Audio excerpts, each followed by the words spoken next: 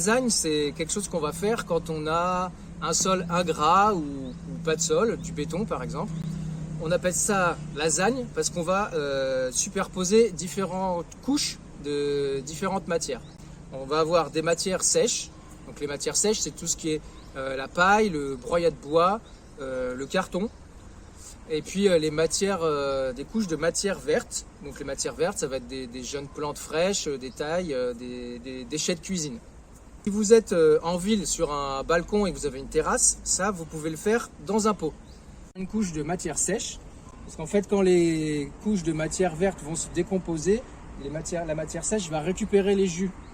Donc ici vous remplissez votre pot et vous mettez un tiers de matière sèche. Si je prends de la paille, vous pouvez par exemple récupérer de la litière des animaux, des petits rongeurs, des lapins, ou prendre du broyat de bois si vous en trouvez, récupérer des feuilles mortes dans des parcs.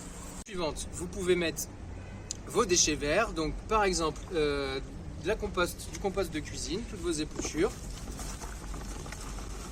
Donc là pareil, vous mettez un bon tiers et il faut bien tasser parce que ça, les déchets verts, ils vont perdre en volume pendant leur décomposition. Vous pouvez aussi, si vous avez un jardin et que vous désherbez, utiliser les herbes que vous avez désherbées. Voilà. Pour terminer, vous pouvez vous ajouter du terreau pour planter, pour mettre votre plante dans le terreau. Donc là, vous pouvez utiliser soit du terreau que vous achetez, mais vous pouvez aussi utiliser du vieux terreau qui a déjà été utilisé pour d'autres plantes, parce que la plante ne va pas vraiment se nourrir dans ce terreau. Ce qui est important, c'est que la plante va aller se nourrir en dessous.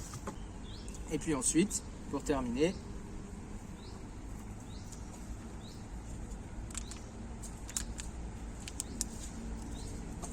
vous plantez et vous arrosez. Arrosez un petit peu au début parce que les déchets verts, quand ils vont se décomposer, ils vont apporter de la chaleur. Plus on arrose, plus ça va se décomposer vite, plus ça va envoyer de la chaleur. Donc ça peut cramer les racines au début. Arrosez juste un petit peu. Au bout de 2-3 semaines, vous pourrez arroser un peu plus. Et donc bien sûr, on rajoute de la paille pour garder l'humidité de la terre. Voilà, donc je vous souhaite une bonne session de jardinage et je vous dis à bientôt.